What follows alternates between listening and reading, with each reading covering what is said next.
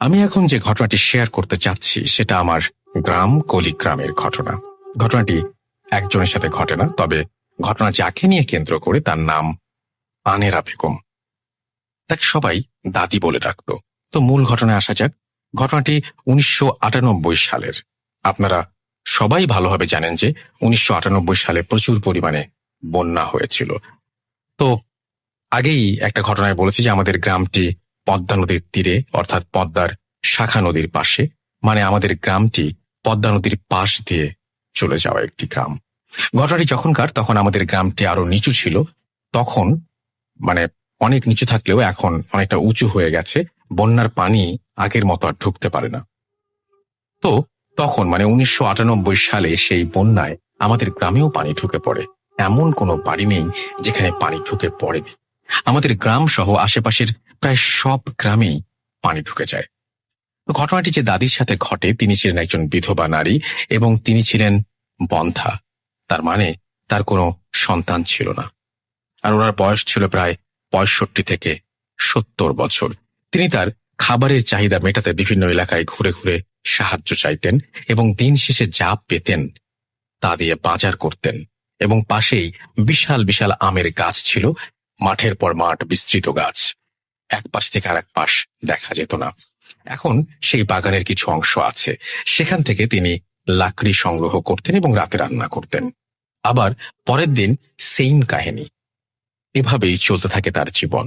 তো সেই ভয়াবহ বন্যা গ্রামে ঢোকার পর তিনি তার বাড়ি থেকে বের হতে পারতেন না এবং তিনি তখন থেকে প্রায় না খেয়েই থাকতেন। গ্রামের কোনো মানুষ বা পৌরসভার পক্ষ থেকে কিছু আসলে তাই খেত। এভাবে প্রায় অনেক দিন কেটে যায়। সেই বৃদ্ধার ঘর থেকে কোনো সাড়া শব্দ আসে না। তাই কয়েকজন মিলে ওনার বাড়িতে গিয়ে দেখে ঘরে কেউ নেই এবং ঘরের ভেতর থেকে অনেক পচা গন্ধ আসছে। আর ওনার বাড়ি একটু নিচু হয়, ওনার বাড়ির ভেতরে পানি উঠে গিয়েছিল। সবাই বৃদ্ধাকে না পেয়ে মনে করেন হয়তো বৃদ্ধা খাবারের জন্য অন্য কোথাও গেছেন। বিষয়টি সবাই স্বাভাবিকভাবেই নেন। আসলে বৃদ্ধাটি অনেক দিন না খেয়ে থাকতে থাকতে অনেক দুর্বল হয়ে পড়েন এবং উনি ঘর থেকে বের হতে না পারায় এক সময় মারা যান।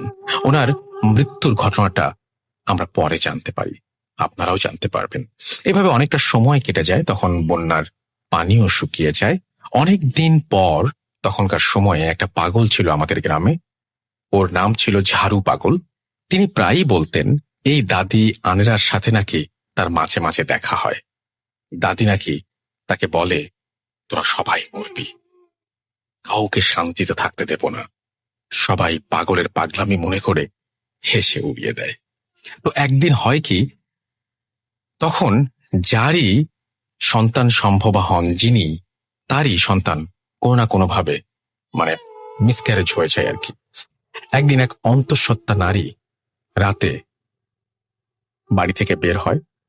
বাড়ির একটু দূরেই বাথরুম, সেই কারণেই বের হন তিনি। এবং সেদিন তার স্বামীকে অনেক ডাকাডাকি করেন তিনি, তারপর স্বামী ওঠেন না এবং তিনি একাই বাথরুমের উদ্দেশ্যে রওনা হন। এবং হঠাৎ করেই তিনি দেখেন যে চারিদিকে শব্দ টব্দ সবকিছু বন্ধ, নিস্তব্ধ একটা পরিবেশ। কিছুক্ষণ পর টয়লেটের ভেতর থেকে তিনি শুনতে পান দূর থেকে কেউ আসছে, পাতার উপর খসখস শব্দ। তিনি একটু ভালো করে লক্ষ্য করে দেখেন যে কোন এক বৃদ্ধা মহিলা তার দিকে এগিয়ে আসছে। কাছে আসতেই তিনি টয়লেটের ভেতর থেকে দেখতে পান যে ওইটি একটি বৃদ্ধা মহিলা, যিনি 2 মাস আগে হারিয়ে গেছেন বা তার কোনো সন্ধান পাওয়া যায়নি বা তিনি মারা গেছেন। তারপর ওই দাদি ওনার টয়লেটের দরজায় খুব জোরে জোরে ধাক্কাতে শুরু করেন। উনি দরজার কোনো একটা ছিদ্র ছিল যেখান দিয়ে তিনি দেখতে পান এবং দরজা ধাক্কা ছিল এবং তিনি বলেন যে তার খুব ক্ষুধা লেগেছে এবং তিনি তার বাচ্চাকে খেতে চান। অনেক দিন নাকি তিনি কিছু খাননি। এটা শুনে সেই অন্তঃসত্ত্বা নারী অজ্ঞান হয়ে যান। এদিকে তার স্বামী তাকে বিছানায় না পেয়ে খুঁজতে গিয়ে দেখেন তার স্ত্রী টয়লেটের ভেতরে পড়ে আছেন। তারপর হয়তো ভয় পেয়ে বা অন্য কোনো কারণে তার বাচ্চা সত্যি সত্যিই মিসক্যারেজ হয়ে যায়। এভাবে প্রায় 2 বছর গ্রামের কোনো মানুষের বাচ্চা হয়নি। যেই নারী অন্তঃসত্ত্বা হতো, কোনো না কোনোভাবে সে ক্ষতিগ্রস্ত হতো, বুড়িকে দেখতে পেত, এরকম একটা ব্যাপার ঘটতো তার সাথে। এটা যদি একজনের হতো তাহলে ব্যাপারটায় হয়তো স্বাভাবিক একটা ঘটনা মনে হতো বা একটা বিচ্ছিন্ন ঘটনা মনে হতো। যখন গ্রামের সব মানুষ দেখলো এবং সেটা যখন একজনের সীমাবদ্ধ থাকলো না, সব অন্তঃসত্ত্বা নারী যখন সেই বৃদ্ধাকে দেখতে পায় এবং বাচ্চা নষ্ট হয়ে যায়, তখন কিন্তু সত্যিই সেটা একটি ঘটনা। তাই গ্রামের বিভিন্ন মানুষ মিলে কবিরাজের কাছে যায়।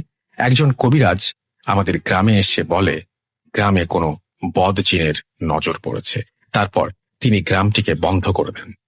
তারপর প্রায় 2 বছর 5-6 মাস আর কোনো সমস্যা হয়নি। ঠিক এতদিন পর এই সময়ে যাদের বাচ্চা জন্ম নিয়েছিল তারা সবাই ঠিকঠাক মতো তাদের বাচ্চা প্রসব করতে পেরেছেন। তখন আমার নিজের বড় চাচির এক মেয়ে সন্তান হয়। তো ওনারা অনেকদিন পর বাচ্চা পেয়ে অনেক খুশি। একদিন চাচি দুপুরবেলা রান্না বান্না করে ঘরের বিভিন্ন কাজ করতে করতে সন্তানকে শুইয়ে রেখে বাইরে যান। বাইরে থেকে হঠাৎ তিনি তার বাচ্চার কান্নার শব্দ শুনতে পান। দৌড়ে এসে দেখেন তার বাচ্চার পেটের মাংস কেউ যেন ছিঁড়ে খেয়ে চলে গেছে, আর পেট থেকে প্রচুর রক্ত বের হচ্ছে, আর বাচ্চার নাড়ি ভুড়ি সব চারিদিকে ছড়িয়ে ছিটিয়ে আছে। কয়েক মিনিটের মধ্যে বাচ্চাটি মারা যায়।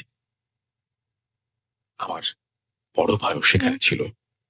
চারিদিকে কি কষ্টের পরিবেশ তৈরি হয়েছিল তখন এটা বোঝানো যাবে না। অনেকদিন পর আমাদের পরিবারে একটা সন্তান আসে, কিন্তু সে মারা গেল, এইভাবে মারা গেল। এই ঘটনা কেন ঘটলো কেউ বুঝে উঠতে পারে না। এইভাবে আরো কয়েকটা বাচ্চার নির্মম মৃত্যু হয়। শেষ যে বাচ্চাটা মারা যায় তিনি আমার সম্পর্কে প্রতিবেশী চাচি হন, তার বাচ্চা। তিনি ঘটনার দিন বাইরে থেকে ঘরে ঢুকতেই দেখেন তার বাচ্চাটিকে ওই বৃদ্ধা মহিলা তার মাথা বাচ্চার পেটের মধ্যে ঢুকিয়ে দিয়ে কামড়ানোর মতো করে কিছু একটা খাচ্ছে। এই ঘটনা দেখে তিনি অনেক জোরে জোরে চিৎকার করেন। আশেপাশের মানুষজন কি হলো ব্যাপারটা দেখতে আসে, আর ওই চাচি ওনাদের সব খুলে বলেন। তখন গ্রামবাসী ভাবে বৃদ্ধা মহিলা হয়তো এখনো বেঁচে আছে এবং তিনি এই কাজগুলো করছেন। তারপর গ্রামে একটা মিটিং ডাকা হয়, সেই মহিলাকে ধরতে হবে, অর্থাৎ সেই বৃদ্ধাকে ধরতে হবে। 10-15 জনকে দায়িত্ব দেওয়া হয় এবং আমাদের চেয়ারম্যান চাচা আক্কাস আলীর বাড়িতে একটা মিটিং ডাকা হয়। যাদের ছোট ছোট বাচ্চা আছে তাদেরকেও সেই মিটিং এ ডাকা হয় এবং যারা সন্তান সম্ভবা তাদেরকেও ডাকা হয়। আর এই সব ঘটনার জন্য গ্রামের ছোট থেকে বড় সবাই আতঙ্কিত ছিল। তাই ওই সব মহিলা তাদের সন্তান সহ আক্কাস সাহেবের বাড়িতে থাকে, আর সবাইকে বলা হয় কেউ যেন রাতে না ঘুমায়। আর এদিকে 10-15 জন ওই বাড়ির চারপাশে বিভিন্ন ঝোপ ঝাড়ে কেউ বা গাছের ডালে বসে থাকে। তারা 9টা-10টা পর্যন্ত পাহারা দিতে থাকে। রাত যখন ঠিক 12টা 30 তখন কয়েকজন দেখে দূর থেকে কেউ মাজা পাখা করে আসছে, ঠিক ওই মহিলার মতো। তারা আগেই বলে রেখেছিল কেউ যদি কোকিলের ডাক দেয় তাহলে যেন সবাই সেটা লক্ষ্য করে। তখন তাদের মধ্যে একজন কোকিলের ডাক দেয়, তখন সবাই চলে আসে এবং সবাই একই জিনিস দেখে। তারা দেখে ওই বৃদ্ধাটি ওই বাড়িটির দিকে যাচ্ছে। হঠাৎ কেন যেন সবাই একসাথে একই ঘটনা দেখতে দেখতে ঘুমিয়ে পড়ে। তারা সবাই কেন যেন একসাথে ঘুমিয়ে যায় এবং কেন ঘুমিয়ে যায় এই ব্যাখ্যা পাওয়া যায়নি। আপনাদের কাছে কোনো ব্যাখ্যা থাকলে আপনারা বলবেন। হঠাৎ ওই বাড়ির সব মহিলা দেখে তাদের মধ্যে একজনের বাচ্চার উপর কেউ বসে আছে এবং তখন তারা চিৎকার শুরু করে এবং অবয়বটি চলে যায়। তখন তারা সবাই দেখে যে বাচ্চাটির কোনো ক্ষতি হয়নি। তারপর এসব ঘটনার পর অনেকে আমাদের এই গ্রাম থেকে অন্য গ্রামে বা অন্য জায়গায় চলে যায়। আর যাদের ওপর দায়িত্ব ছিল যে 15 জন, তাদের ওপর গ্রামের মোড়লরা খেপে যায়, বলে তোমরা থাকতে কিভাবে ওই বুড়িটি আবার বাচ্চার উপরে হামলা করে। তারপর 15 জনকে বলে আমাদের আর একদিনও সময় নষ্ট করা যাবে না, ওই বুড়িকে ধরতেই হবে। সেই দিন রাতে তারা আবার পাহারা দেয় চেয়ারম্যান সাহেবের বাড়ি। সেই রাতে তারা দেখে আগের দিনের মতো এই বুড়িটা আবার চেয়ারম্যান সাহেবের বাড়ির দিকে আসছে। তখন তারা চারিদিক থেকে তাকে ঘিরে ফেলে। তখন সেই বুড়িটি একটা বিকট আওয়াজ করে হাওয়ায় মিলিয়ে যায়। সকালে রাতের এসব ঘটনা সবাইকে বলা হয় এবং যিনি রাতে এসেছিল সে কখনোই মানুষ হতে পারে না, এটা তারা ধারণা করে, কারণ মানুষ হলে আমাদের ভেতর থেকে পালিয়ে যেতে পারত না। তখন গ্রামবাসী আবার একটা মিটিং ডাকে। এতে সিদ্ধান্ত হয় আবার কোনো হুজুরকে ডেকে এর সমাধান নিতে হবে, না হলে এই গ্রাম ত্যাগ করতে হবে। ঠিক তখনই একজন বয়স্ক ভিক্ষুকের মতো নোংরা পোশাক পরে আছে এমন একজন কেউ তাদের ওখানে আসেন। তিনি বলেন, আমি এর সমাধান দিতে পারবো, তবে একটা শর্তে। আমাকে একটি অল্প বয়স্ক মেয়ে দিতে হবে, যেই মেয়েটির শরীরে আমি তাকে হাজির করব। তো সবাই ভাবে ঠিক আছে, আপনি ব্যবস্থা করেন, আমরা অল্প বয়স অর্থাৎ টিনেজার একজন লাগবে, এবং সেই টিনেজ একজনকে তার শরীরেই নাকি সেই বৃদ্ধাকে হাজির করা হবে। এই লোকটি কিন্তু গ্রামের কেউ চেনে না। তখন সবাই খুঁজে আমার বাড়ি একটু 5 মিনিটের পথ একটা বাড়ি থেকে একটা মেয়ের মাঝে ওই লোকটি সেই বুড়ি মহিলাকে হাজির করে, এবং লোকটি প্রশ্ন করে তিনি কেন গ্রামের বাচ্চাদের সাথে এমন জঘন্য অপরাধ করছে। তখন মেয়েটির ভেতর থেকে বলে, 1998 সালে যখন বন্যা হয় তখন তো কেউ আমার খোঁজ খবর নেয়নি, আমি না খেতে পেয়ে মারা গেছি, তারপরও কেউ আমার খোঁজ নেয়নি, আমার লাশ কবর ও জানাজা হয়নি, আমার সাথে এমন অত্যাচার হয়েছে, তাই আমি গ্রামের কাউকে শান্তিতে থাকতে দেব না। তখন সেই লোকটি বলে, কি করলে তুমি শান্তি পাবে বলো, তাই করা হবে, এসব অবুঝ শিশুদের সাথে এমন জঘন্য অত্যাচার তুমি করো না। তখন সেই বৃদ্ধা মহিলাটি সেই যুবতীর কণ্ঠে বলে, আমার লাশটি এখনো আমার বাড়ির ঘরে মাটি চাপা পড়ে আছে, লাশটি তুলে জানাজা পড়িয়ে কবর দিলেই আমি শান্তি পাব। তখন তারা ওই বৃদ্ধা মহিলার ঘরের মাটি খুঁড়তেই কিছু হাড় পায়, এবং জানাজা পড়িয়ে তাদেরকে কবর দেয়া হয়। তারপর থেকে আর কোনো সমস্যা হয়নি। আর ওই লোকটি বলে, আমাকে আর কোনোদিন খুঁজে পাবেন না, তাই বলে তিনিও চলে যান। ওই লোকটি আবার কোনো জিন ছিল নাকি সেটা অজানা। তারপর থেকে আজ পর্যন্ত কোনো সমস্যা হয়নি, তবে ওই বুড়ির বাড়ির পাশে গেলে নাকি অনেকে এখনো মাঝে মাঝে কান্নার শব্দ শুনতে পান। ঘটনাটা শেষ হয় 2006 সালে। এই ছিল আমাদের গ্রাম কলিগ্রামের এক ভয়ঙ্কর ঘটনা। ঘটনাটি একটি সত্য ঘটনা, গ্রামের সবাই এই ঘটনা জানেন, ভালো লাগলে পড়ে শোনাবেন। এরপরে তিনি লিখেছেন, তার নাম মোহাম্মদ ইখলাস শেখ বাপ্পি, কলিগ্রাম, বাঘা, রাজশাহী, পদ্মা নদীর শাখা নদীর পাশের গ্রাম। তারপরে তিনি তার ফোন নাম্বার শেয়ার করেছেন। আমি আপনাদের সবাইকে একটা কথাই বলবো যে জুজুর ঘটনাটা শুনেছেন না, অনেকটা সেই রকম একটা ঘটনা অনেকদিন পরে পেলাম, যে ঘটনাটি এরকম বাচ্চাদেরকে খেয়ে ফেলার ঘটনা, বাচ্চারা হারিয়ে যাবার ঘটনা, এবং এরকম ঘটনা আমি বিশ্বাস করি আপনাদের কাছেও আছে। যদি থাকে তাহলে অবশ্যই আমাদের পাঠাবেন। আর আমাদের পাঠাতে হলে খুব সহজ একটা নিয়ম আছে, আপনারা জানেন সেটা, তারপরেও জানিয়ে দিচ্ছি। russell.bhuth.com@gmail.com এখানে পাঠিয়ে দেবেন। আমাদের সামনে আরো অনেক প্ল্যান রয়েছে, কিন্তু আমরা একটা বই বের করছি আপনাদের জন্য, খুব তাড়াতাড়ি আপনারা সেটা হাতে পেয়ে যাবেন।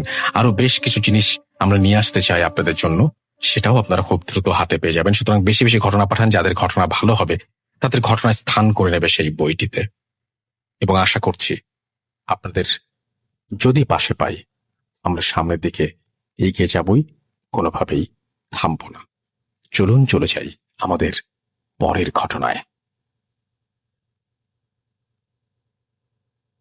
Spirit, be here with me.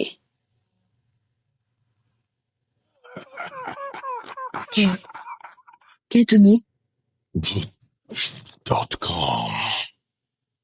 The fear returns with Russell.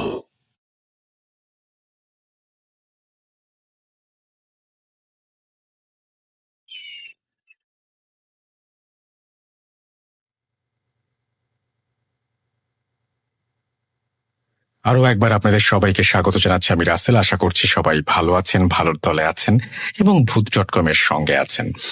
আমি এখন যেটা করতে চাই সেটা হচ্ছে আমি চলে যেতে চাই আমার পরবর্তী ঘটনায়, এবং এই ঘটনাটি আমি পেয়েছি গাইবান্ধা থেকে। আমি বিশ্বাস করি বাংলাদেশের বিভিন্ন জায়গায় ছড়িয়ে ছিটিয়ে আছে এমন অসংখ্য ঘটনা, যে ঘটনাগুলো আমরা এখনো জানতে পারিনি। অনেকে আমাদের এই প্রোগ্রাম হয়তো রেগুলার শোনেন, অনেক আগে থেকে শোনেন, কিন্তু মেসেজ যেমন করেন না তেমন ঘটনাও পাঠান না। এবং সেটার কারণ হচ্ছে অনেকের মধ্যে অস্বস্তি বোধ আছে, অনেকের সময়ের অভাব রয়েছে, নানা রকমের কারণ রয়েছে। আমি বলবো আপনারা যদি একটু কাইন্ডলি ঘটনা পাঠান তাহলে আমার জন্য খুব সুবিধা হয়। বাংলাদেশের বিভিন্ন জায়গার ঘটনাগুলো, পৃথিবীর বিভিন্ন জায়গার ঘটনাগুলো আমি আসলে আপনাদের সামনে তুলে ধরতে পারি। আর সেই জন্যই আমি চাইবো আপনারা আমাকে ইমেল করুন, যত বেশি সম্ভব ইমেল করুন, আপনার ঘটনা জানিয়ে দিন আমাকে। সেটা আপনার সাথে ঘটতে পারে, আপনার ফ্যামিলির কারোর সাথে ঘটতে পারে। আমি ভাবছি আজকে একটা জমিদার বাড়ির ঘটনা আমি শেষের দিকে শুনিয়ে দেবো আশা করছি। সেই ঘটনাটাও আশা করছি আপনাদের অনেক ভালো লাগবে। যে কথা বলছিলাম যে এখন যে ঘটনাটা আমি প্লে করতে যাচ্ছি সেটি আমাকে পাঠিয়েছেন যিনি, তার বাড়ি গাইবান্ধা এবং তার নানার সাথে ঘটে গিয়েছিল এই ঘটনাটি, এবং সেই ঘটনাটি আমি আপনাদের সামনে উপস্থাপন করতে চাই। চলুন শুনে আসি ঘটনাটি। আশা করছি যে এই ঘটনাটিও আপনাদের অনেক ভালো লাগবে। হ্যালো রাসেল ভাই, জিজ্ঞেস করলাম না আপনি কেমন আছেন, কারণ আপনি বরাবরই ভালো দলে থাকেন। আমি ভূত এফএম এর বিরাট বড় একজন ফ্যান ছিলাম। তো ভূত এফএম বন্ধ হয়ে যাওয়ার পর খুব খারাপ লাগছিল। আপনি আবার আমাদের মাঝে ভূত.com না হাজির হয়েছেন, তো বিষয়টা অনেক ভালো লেগেছে। শুধু আমার না, যারা ভূত এফএম এর ফ্যান ছিল সকলেরই অনেক ভালো লেগেছে। তো আমি কখনো ভূত এফএম এ ঘটনা শেয়ার করি নাই, বা ভূত.com এর মধ্যে কখনো ঘটনা সিন করি নাই। তো এটাই আমার ভূত.com এ শেয়ার করা প্রথম ঘটনা হতে চলেছে। যদি ঘটনাটি সিলেক্ট হয় অবশ্যই আপনি শেয়ার করবেন। ঘটনাটা যদি সিলেক্ট হয়, আমার কাছে আরো অনেক ঘটনা আছে, আমি সেগুলো ইনশাল্লাহ ধীরে ধীরে পাঠানোর ট্রাই করব। তো প্রথমে আমি আমার পরিচয়টা দিয়ে নেই। আমার বাসা গাইবান্ধা জেলার পলাশবাড়ি থানার অন্তর্গত গৈরিঘুরিনবাড়ি নামক একটি গ্রামে। তো ঘটনাটি যে আমার নানার সাথে ঘটে যাওয়া একটা ঘটনা। ঘটনাটি ঘটেছে আজ থেকে প্রায় 30 বছর আগে। তো আমি কথা না বাড়িয়ে আমি আমার ঘটনায় চলে যাই। তো আমার নানার বাসার পরিচয়টা দিই। আমার নানার বাড়ি হলো রংপুর জেলার অন্তর্গত পীরগঞ্জ থানার একটি গ্রামে। তো ঘটনায় চলে যাই। ঘটনা যেদিন ঘটে, অর্থাৎ আমার নানার বাবা দীর্ঘদিন পৃথিবীতে বেঁচে ছিলেন, প্রায় 110 বছর তিনি পৃথিবীতে বেঁচে ছিলেন। তিনি যেদিন মারা যায়, তো তিনি মারা যায় ঠিক সন্ধ্যার দিকে তিনি মারা যায়। তো সন্ধ্যার দিকে মারা যাওয়ার পর আমার নানা, তিনি চিন্তা করলেন তার বাবা মারা গেছে, তো কাফন তো আনতে হবে। তো কথা না বাড়িয়ে তিনি চিন্তা করলেন যে সে নিজেই যাবে কাফন আনতে। তো তার বাসা ছিল গ্রামে, গ্রাম থেকে তাকে কাপড় কিনতে হলে পীরগঞ্জ থানা যে বাজারটা আছে তাকে সেখানে যেতে হবে। তো তার গ্রামটা ছিল অনেক ভিতরে, সেখান থেকে তাকে সাইকেল নিয়ে তিনি রওনা দিলেন কাপড় কেনার। তো তিনি বাসা থেকে বের হলেন সাইকেল নিয়ে, নর্মাল ভাবে তিনি যেভাবে এতদিন পীরগঞ্জ থানায় যে বাজার আছে সেখানে তিনি বাজার করতেন, ঠিক সেইভাবে তিনি রওনা দিলেন বাজার করার উদ্দেশ্যে। সেখানে এসে তিনি কাপড় কিনবে আর কি। তো তিনি বাসা থেকে বের হন, সাইকেল নিয়ে ভালোভাবে বের হন। তো গ্রাম অঞ্চলের রাসেল ভাই, আপনি খেয়াল করে দেখবেন যে নদী পারাপারের জন্য সাঁকো থাকে। সাধারণত সাইকেল নিয়ে হোক বা যে কোনো যানবাহন নিয়ে চলাফেরা করার জন্য সাঁকো। তো তিনি সাইকেল নিয়ে বেশ ভালোভাবে সেই সাঁকোর কাছে পৌঁছালেন, এবং সাঁকো পার হয়ে তাকে পৌঁছাতে হবে পীরগঞ্জ থানার যে বাজার আছে সেখানে যেতে হবে। তাকে গেলে ওই সাঁকোটা পার হতেই হবে সাইকেলে। তো তিনি ভাবলেন সাইকেলে যেভাবে পারে সেভাবে যাবে। সাইকেল নিয়ে তিনি যখনই সাঁকোর উপর উঠলেন, তো উঠার পরে তিনি নর্মালি দেখতে থাকলেন যে সাঁকোটা কাঁপাকাঁপি করতেছে। তো ভাবলেন কাঁপতেই পারে, বাঁশের তৈরি একটা সাঁকো, নর্মাল ভাবে এটা কাঁপতেই পারে। ব্যাপারটা তিনি নর্মাল ভাবে নিয়ে হতেই পারে, এটা সাইকেল নিয়ে উঠতে হতেই পারে। তিনি আর কোনো কিছু না ভেবে সাইকেল নিয়ে ভালোভাবে সাঁকোটা মানে ক্রস করে চলে গেলেন। এভাবে তিনি ভালোভাবে পীরগঞ্জ থানার যে বাজার আছে সেখানে পৌঁছালেন, এবং দোকানে গিয়ে কাপড় কিনলেন। তো কিনে তিনি যখন তার পকেট থেকে টাকা বের করতে যাবেন, দেখেন যে তার পকেটে কোনো টাকা নেই, অথচ তিনি বাসা থেকে টাকা নিয়ে বের হয়েছিলেন। তিনি ব্যাপারটা বুঝতে পারলেন না। তিনি বললেন যে কিভাবে কি হলো, আমি তো পকেটে টাকা নিয়ে বের হলাম। তো তখন সে খেয়াল করলো যে সাগর ওখানে কাঁপাকাঁপি হলো, তখন আমার পকেট থেকে টাকা পড়ে গেছে কিনা। তখন সে ব্যাপারটা ভাবলো হয়তো ওখানেই টাকা পড়ে গেছে। তো দোকানদার তার পরিচিত থাকায় দোকানদার তাকে বললো যে আপনি নিয়ে যান, সমস্যা নাই, পরবর্তীতে যে কোনো সময় এসে আপনি টাকাটা যে কোনো দিন এসে দিয়ে দেবেন, আপনি কাপড় নিয়ে চলে যান। তো উনি দোকানদারের সাথে কথা বলে কাপড় নিয়ে সাইকেল নিয়ে আবার ব্যাক করলেন। ব্যাক করে আবার যখন ওই সাঁকোর কাছে আসলেন, তখন তিনি চিন্তা করলেন যে আহ এখানে তখন আমার টাকাটা পড়ে যেতে পারে, একটু দেখি এখানে বসবে কিনা। তো তিনি দেখলেন যে এক সাইডে টাকাটা পড়ে আছে। টাকাটা যেভাবে তিনি নিয়েছিলেন ওইভাবেই ভাগ করা, এবং ওখানে টাকাটা পড়ে আছে। তো তিনি টাকাটা ওখান থেকে নিলেন, এবং চিন্তা করলেন এদিক দিয়ে তো শুধু আমি যাতায়াত করি না, অনেকেই যাতায়াত করে, অনেক লোক তো এদিক দিয়ে চলাফেরা করে। তো টাকাটা এখন এইভাবে কি করে থাকলো, টাকাটা তো এখানে থাকার কথা না। তো তিনি আর ভাবলেন না, হয়তো কেউ নেয়নি বা কারো যদি হয়তো করেনি। তিনি ভালোভাবে টাকাটা হাতে নিলেন, টাকাটা হাতে নিয়ে তিনি নর্মাল ভাবে আবার বাসায় আসার জন্য তিনি যে পথটি বেছে নিলেন, ওই পথটি ছিল শর্টকাট একটা পথ, যে তাড়াতাড়ি যেন বাসায় পৌঁছাতে হয়। অলরেডি সে যখন সন্ধ্যায় বের হয়েছিল, তখন প্রায় রাত 9টা বাজে। তো গ্রামের মধ্যে রাত 9টা মানে অনেক রাত। অলরেডি কাপড় কিনে নিয়ে তিনি যখন ব্যাক করতেছিলেন, বেরোতে যেন 9টা বেজে গেছে। তার একটু আছে, প্রায় 1 কিলোমিটার গেলেই তার বাসা। তো সেখানে 3 রাস্তার একটা মোড় আছে, 3 রাস্তার মোড়ে একটা বিরাট বড় বট গাছ। আসল ঘটনাটা ঘটে এখানে। তিনি যখন বট গাছের নিচে আছে, হঠাৎ মনে হলো তার সাইকেলটা কেউ আটকায়। সাইকেলটা কেউ দাঁড় করাইছে, যে সাইকেলটা সে পেডাল দিচ্ছে কিন্তু সাইকেল আর আগে যাচ্ছে না। তো সেখানে এসে থেমে গেল। থেমে যাওয়ার পরে মানে থেমে গেছে বলতে কি তার অনুভব হচ্ছে যে সাইকেলটা কেউ আটকাইছে। সে পেডাল করতেছে কিন্তু সাইকেল আর আগে যাচ্ছে না। ধীরে ধীরে সে খেয়াল করলো যে তার শরীরের উপর তার আর কোনো কন্ট্রোল শক্তি নাই। সে পেডালও করতে পারতেছে না, প্লাস সাইকেলটা এগিয়ে নিয়ে সেটা তো সম্ভবই হচ্ছে না। তো হঠাৎ সে লক্ষ্য করলো যে সাইকেল সহ তার দেহটা, মানে তিনি নিজে সাইকেলের উপর বসে আছেন, সাইকেলটা সহ, এবং তিনি নিজে উপরে উঠে যাচ্ছেন, মাটি থেকে অনেক উপরে উঠে যাচ্ছেন। ধীরে ধীরে তিনি বিষয়টা খেয়াল করতে থাকলেন যে তিনি বট গাছের একটা ডালের উপর ধীরে ধীরে উঠে গেলেন মাটি থেকে, অটোমেটিক। তিনি বুঝতে পারলেন না তার সাথে কি করতেছে, যে এটা কি করে সম্ভব, এটা কি করে হতে পারে, যে কেউ নাই এখানে, কাউকে আমি দেখতেছি না, আমি কি করে উঠে যাচ্ছি। তো তিনি হঠাৎই নিজেকে দেখতে পেলেন যে মাটি থেকে তিনি বট গাছের উপরে অলরেডি উঠে গেছেন। হয়তো তার মানে তিনি চিল্লাবেন না কি করবেন এটা তার মনে আসতেছিল না, তার আর কোনো শক্তি পাচ্ছিল না, যে তার নিজের দেহকে কন্ট্রোল করবে এই শক্তিটা নাই। প্লাস সাইকেলের উপরে সে অলরেডি বসে আছে, এইরকম অবস্থাতেই সে বট গাছের একটা ডালার উপরে উঠে গেছে।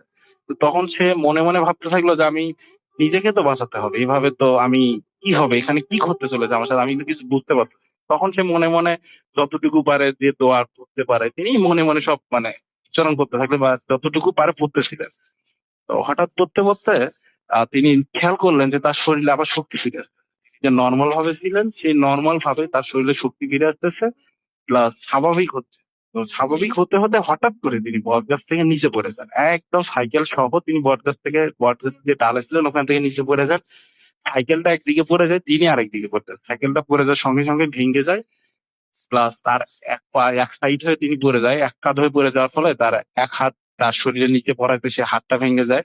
তারপর যে পাশ হয়ে পড়ে ওই পাটা ভেঙে যায়। তো তিনি আর ওখান থেকে উঠে দাঁড়ার মতো তার আর কোনো শক্তি ছিল না। তো ওখানে তিনি চিল্লাচিল্লি করেন।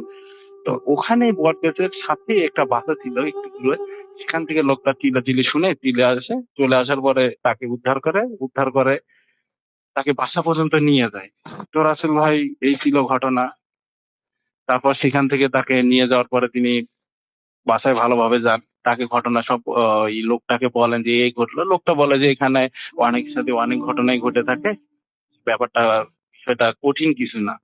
এটা নর্মাল ভাবেই তিনি তাকে বোঝালেন, তাকে সান্ত্বনা দেওয়ার চেষ্টা করলেন। তো তাই ওই লোকটা কি তাকে আমার নানাকে ধরে ধরে ভালোভাবে বাসায় নিয়ে গেলেন।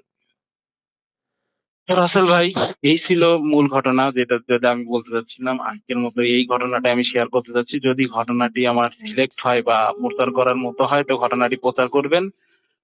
পরবর্তীতে আমার কাছে আরো অনেক ঘটনা আছে, ঘটনাটি যদি সিলেক্ট হয় ইনশাল্লাহ আমি আমার ঘটনাগুলো কাছে আছে, এই ঘটনাগুলো ধীরে ধীরে আপনার সাথে শেয়ার করব। আমি আর কথা না বাড়াই, রাসেল ভাই, ভূত.com দীর্ঘজীবী হোক। একটা ভালো প্রোগ্রাম যা আমাদেরকে এই করোনার মতো একটা সময়ের মধ্যেও আমাদের মাঝে কিছুটা সময় হলেও ভালো বিনোদন দিয়ে থাকে, বা ঘটনাগুলো শুনি আমাদের ভালো লাগে। রাসেল ভাই, আমি চাই ভূত.com দীর্ঘজীবী হোক, এইভাবেই আপনি আমাদের পাশে থাকেন। ভালো থাকেন। খোদা হাফেজ।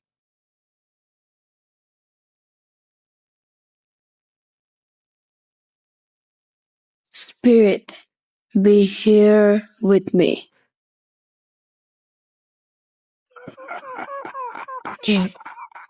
কে তুমি? Geek.com. The fear returns with Russell.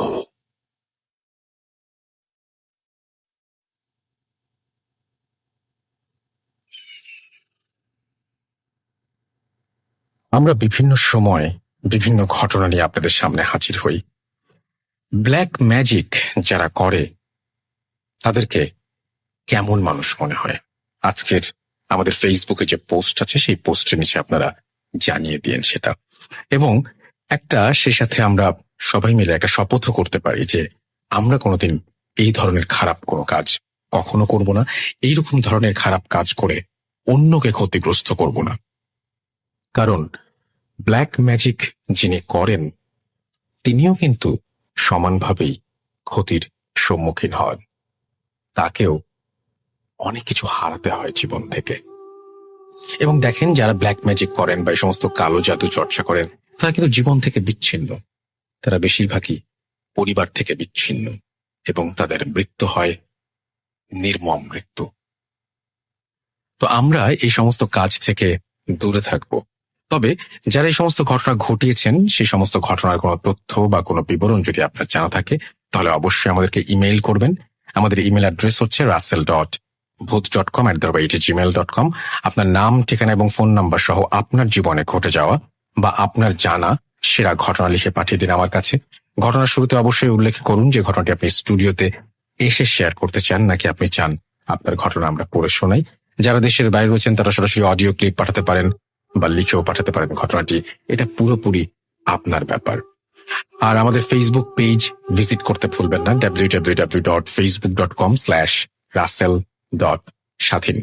আমি প্রতি মুহূর্তে নিজেকে পরিবর্তন করি, প্রতি মুহূর্তে নিজেকে ডেভেলপ করি শুধুমাত্র আপনাদের যোগ্য হওয়ার জন্য, আপনাদেরকে এতটুকু বেশি আনন্দ দেওয়ার জন্য। যেদিন এপিসোড ভালো হয় তার পরের দিনের চ্যালেঞ্জটা কিন্তু আরো অনেক বেশি, অর্থাৎ আজকের এপিসোডটি আরো বেশি ভালো হতে হবে, তাই না? যাই হোক, আমরা যে প্রসঙ্গে ছিলাম সেই প্রসঙ্গে থাকি। আমরা ছিলাম ব্ল্যাক ম্যাজিকের প্রসঙ্গে, এবং ব্ল্যাক ম্যাজিক কি জঘন্য সেটা আমরা সবাই জানি, এবং এই রকমই একটা ঘটনা আমরা এখন প্লে করব এবং আশা করছি যে এই ঘটনাটি আপনাদের ভালো লাগবে। আমাদের কাছে আরো অনেকগুলো ঘটনা রয়েছে বিভিন্ন বিষয়ের, বাংলাদেশের বিভিন্ন প্রান্ত থেকে আসা, এবং আমি যেটা বলছিলাম যে জমিদার বাড়ি থেকে শুরু করে সব ধরনের ঘটনায় আমরা আস্তে আস্তে প্লে করব। আশা করছি পুরোটা সময় আমার সঙ্গে থাকবেন। চলুন শুনে আসি আমাদের আজকের এই এপিসোডের তৃতীয় ঘটনা। আসসালামু আলাইকুম রাসেল ভাই, আমি সিলেটের মৌলভীবাজার থেকে বলছি। ভূত.com শুরু থেকেই শোনা, ভূত এফএম এর আগে অনেক বছর ধরে শুনে আসছি। তো আজ আমি আমার নিজের ফ্যামিলির সাথে ঘটা একটি ঘটনা আপনাদের সাথে শেয়ার করতে যাব। তো সঙ্গত কারণে আমি আমার নাম, ঠিকানা কোনো কিছুই বলছি না, আমি সরাসরি ঘটনায় চলে যাচ্ছি। ঘটনাটি 2015 সালে কোন একটি রাতে ঘটেছিল।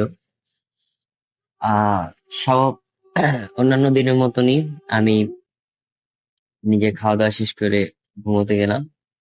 হঠাৎ মাঝরাতে আম্মুর গোঙানোর শব্দে আমার ঘুমটা ভাঙে।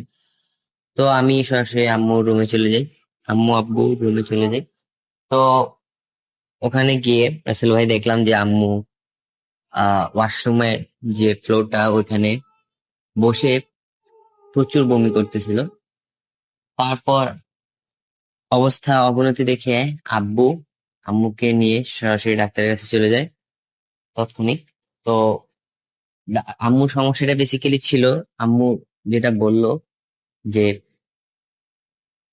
মাথা ঘুরাচ্ছিল হঠাৎ করে, মানে একদম সুস্থ ছিল আমাদের, আমরা সবাই একসাথে রাতে ডিনার করলাম এবং আম্মু ঘুমোতে গেল। ঠিক ফজরের আগ দিয়ে ঘটনা, আম্মু নামাজ পড়ার জন্য উঠেছিল, হঠাৎ করে আম্মুর মাথা একটা ঘুরান দেয়। তো মাথা ঘুরে আম্মু ফ্লোরে পড়ে যায়। ফ্লোরে পড়ে আম্মু কোন রকমে বাথরুমের কাছে গিয়ে প্রচন্ড বমি করতে থাকে। আর আম্মু বললো যে প্রচন্ড পেটে ব্যথা ছিল আর বমি ছিল, মাথা ঘুরছিল। তো ডাক্তারের কাছে নিয়ে যাওয়া হলো, ডাক্তার হসপিটালাইজড করার জন্য বলছিল।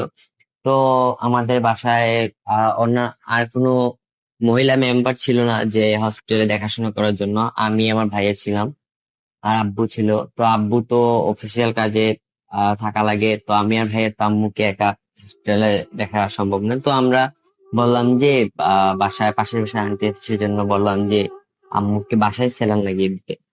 তো ডাক্তার এসে স্যালাইন লাগিয়ে দিলেন বাসায়।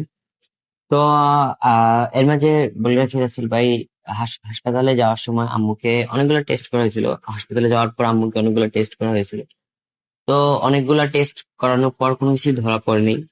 তো ডাক্তার বললেন যে স্যালাইনটা চলুক, আর যদি কোনো সমস্যা হয় তাহলে যেহেতু হাসপাতাল থেকে আমাদের বাসাটা খুব কাছাকাছি ছিল, 5 মিনিটের দূরত্ব ছিল, সেজন্য ডাক্তার বললেন যে কোনো সমস্যা হলে যেন আমরা হাসপাতালে যোগাযোগ করে বানিয়ে।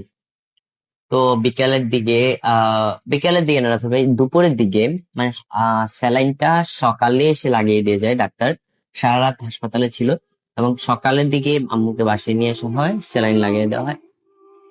11টা কি 11:30টার দিকে আম্মু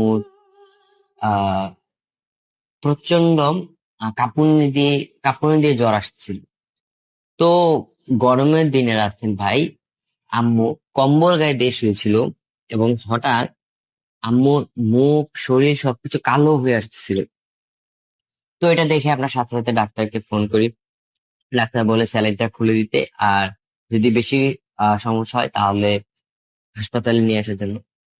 তো আমরা হাত পা মালিশ করে দিচ্ছিলাম, শরীর ঠান্ডা হয়ে আসছিল। তো সেই জন্য জ্বরটা তখন অনেকটা ছেড়ে দিয়েছিল, কিন্তু শরীর প্রচন্ড ঠান্ডা হয়ে গেছিল হঠাৎ করে। তো হাত পা মালিশ করে দিচ্ছিলাম রাসেল ভাই, তখন হঠাৎ আম্মু বললেন যে আমাকে ইশারায় বললেন যে আমাদের বাসার পাশে একজন আমাদের মসজিদের ইমাম রয়েছেন, তো উনাকে ডাক দেওয়ার জন্য। তো আমি গেলাম, হুজুরের কাছে গেলাম, হুজুরকে বললাম সবকিছু করে। হুজুর বললেন যে আসরের নামাজের পরে হুজুর আসবেন। তো যথারীতি হুজুর আসলেন আমাদের পর। আসার পর হুজুর এসে বাসায় যখন আসলেন, আসার পর একটা দীর্ঘ নিঃশ্বাস ছাড়লেন। তারপর হুজুর আম্মুকে দেখলেন, দেখে একটা বোতলে পানি পড়া দিলেন, আর একটা তাবিজ দিলেন, আর বললেন যে পানি পড়াটা যখন খাবে, পানিটা হুজুরের যে পানিটা দিয়েছেন সেটা যখন খাবে, সে পানিটা মানে একটা নির্দিষ্ট টাইমে পানিটা খেতে হবে। ধরেন যদি 4টার দিকে খাওয়া হয়, ঠিক 2 ঘন্টা পর, মানে যখনই খাবে ঠিক 2 ঘন্টা পরেই পানিটা খেতে হবে, 1 মিনিটও লেট করা যাবে না। এবং তাবিজটা সাথে রাখতে হবে। আর হুজুর বলছিলেন যে 3 দিনের মধ্যে ঠিক হয়ে যাবে, 3 দিন পরে হুজুর যেন আম্মু যেন হুজুরের সাথে দেখা করে। তো এরকমই ওষুধ, তারপর হুজুরের পানি একসাথে চলছিল সবকিছু। তো আল্লাহ রহমতে 3 দিনের ভিতরে আম্মু সম্পূর্ণ সুস্থ হয়ে যায়। তো আম্মু হুজুরের কাছে আবার যান। তো যাওয়ার পর হুজুর বললেন যে কিছুদিন আগে তোমাদের এই ফ্যামিলির একজন তোমাদের বাসায় আসছিল। তো বললে রাখি রাসেল ভাই যে আমাদের ফ্যামিলিতে আম্মু অসুস্থ হওয়ার আগের দিন আমাদের ফ্যামিলিরই একজন মেম্বার, আমি তার নাম উল্লেখ করছি না, সে আমাদের বাসায় এসেছিল। আসার পর আমাদেরকে দেখে শুনে, মানে আমাদের সাথে আসার পর যেহেতু আমাদের আত্মীয়র মধ্যে, তো আসেন, আসার পর আড্ডা টাড্ডা দেন, তারপর চলে যান নর্মালি একদম। হুজুর বলেন উনি যখন আসছিল উনার সাথে উনি কি বলবো রাসেল ভাই, আসলে এটা বলতে আমার গাটা কাটা দিয়ে উঠে রাসেল ভাই, উনি নাকি কবর থেকে মাটি, মানে সদ্য দাফন করা কবর থেকে মাটি, উনি উলঙ্গ অবস্থায় ওই মাটিটা আনে এবং ওটা দিয়ে নানা রকম রিসোর্সের মাধ্যমে ব্ল্যাক ম্যাজিক করায়। আর ব্ল্যাক ম্যাজিক যার মাধ্যমে করায় সেটা হচ্ছে আসামের এক তান্ত্রিকের মাধ্যমে করায়, এবং এটা এমন ভাবে করায় যে ঠিক সময়, মানে 2 ঘন্টা পর পর আম্মুর অবস্থা আরো অবনতি হবে। তো হুজুর বলে যে এতক্ষণে আম্মুর, মানে যদি হুজুর বলেন, যখন বলেন যে হুজুর যখন দেখতে গিয়েছিলেন তখন এতক্ষণে আম্মুর মরে যাওয়ার কথা, কিন্তু একমাত্র আল্লাহ তাআলা, কারণ ভাই রাসেল ভাই আমরা সবাই জানি যে বাচ্চা মরা সবই আল্লাহর হাতে। আর হুজুর যেটা বললেন যে যেই তাবিজটা করা হয়েছে, যে ব্ল্যাক ম্যাজিকটা করা হয়েছে, অতক্ষণে আম্মুর মরে যাওয়ার কথা, কিন্তু আম্মু 5 ওয়াক্ত নামাজ পড়তো, সবসময় কোরআন তেলাওয়াত করতো, সেজন্য আল্লাহর অশেষ রহমতে আম্মু এখনো পর্যন্ত শত কষ্ট সহ্য করার পরও টিকে রয়েছেন। এবং হুজুর বললেন যে এটা ভাঙা হুজুর পক্ষে অনেক কষ্টকর ছিল হুজুর। তো এটা ভাঙার পর রাসেল ভাই, তো আম্মু আহ চলে আসলেন বাসায়। বাসায় আসার পর আম্মু অনেকটা, আমরা সবাই ভেঙে পড়ি যে রাসেল ভাই আমাদের ফ্যামিলিরই একজন মেম্বার ফ্যামিলিগত শত্রুতার কারণে এত খারাপ একটা কাজ করবে। আর রাসেল ভাই এটা যে, মানে উনাকে গিয়ে বলা হবে বা উনাকে কোনো আইনি ব্যবস্থার মাধ্যমে কোনো কিছু করা হবে রাসেল ভাই, সেটা আসলে ভাই কোনোভাবে হয়ে উঠছিল না। কারণ রাসেল ভাই এগুলা প্রুফ কারোর সাথে, অনেক কেউ বিশ্বাস করে রাসেল ভাই, কেউ বিশ্বাস করে না, এগুলা প্রুফ হিসেবেও মানা হয় না রাসেল ভাই। আর এটা কোনো বিচারও নাই। তো যে করছে সে তো কুফুরি করছে রাসেল ভাই। আমরা তো রাসেল ভাই এটা ইসলামিক মাইন্ডে, ইসলামিক শরীয়তের মধ্যে থেকে সেটা ফেস করতে হইতেছে, সেটাকে প্রতিরোধ করতে হইতেছে রাসেল ভাই। তো উনি এখন পর্যন্ত রাসেল ভাই, এখন পর্যন্ত উনি সেই করে যাচ্ছে রাসেল ভাই, আর আমরা অসহায়ের মতো শুধু রাসেল ভাই সেটাকে সাফার করে যেতেছি রাসেল ভাই। এখনো আমাদের বাসায় অনেক অবিশ্বাস্যকর ঘটনা ঘটে, ফ্যামিলি মেম্বারের মধ্যে পরিবর্তন হঠাৎ করে চলে আসে, সবাই হঠাৎ করে রাগান্বিত হয়ে যায় একজন আরেকজনের উপর। তো রাসেল ভাই মানে যে মানে একটা মানুষের কতটা বিকৃত মস্তিষ্ক হলে একটা মানুষ আর একটা মানুষের উপর এই ধরনের আচরণ করতে পারে ভাই, আসলে রাসেল ভাই এটা আমার বোধগম্য আসে না যে কিভাবে মানুষ এটা করে। আর রাসেল ভাই যারা সাফার করে তারাই বুঝতে পারে যে ভাই এটা আসলে কতটা কষ্টকর, কতটা কষ্টদায়ক। রাসেল ভাই একটা এমন একটা মাস নয় যে রাসেল ভাই যেটা আমাদের ফ্যামিলিতে ব্ল্যাক ম্যাজিক করার পরে কোনো একটা প্রভাব পড়ে না। হয়তো ফ্যামিলি মেম্বারদের মধ্যে আমরা যারা ভাই আছি, আব্বু আছে, আম্মু আছে, ওদের মধ্যে ঝগড়া হয় বা আমরা কথা শুনি না আমাদের বাবা মার। তো রাসেল ভাই এইভাবে এরকম ভাবে চলতেছে দিনের পর দিন। আমাদের জন্য দোয়া করবেন। আর যদি কোনো আপনার কাছে ভালো সাজেস্ট থাকে যে কোনো একটা ভালো হুজুরকে দিয়ে আমরা একটা পার্মানেন্ট কোনো একটা করতে পারবো, তাহলে আমাকে অবশ্যই জানাবেন রাসেল ভাই। এই ছিল আমার ঘটনা। ভোট.com দীর্ঘজীবী হোক। ধন্যবাদ রাসেল ভাই। আল্লাহ হাফিজ।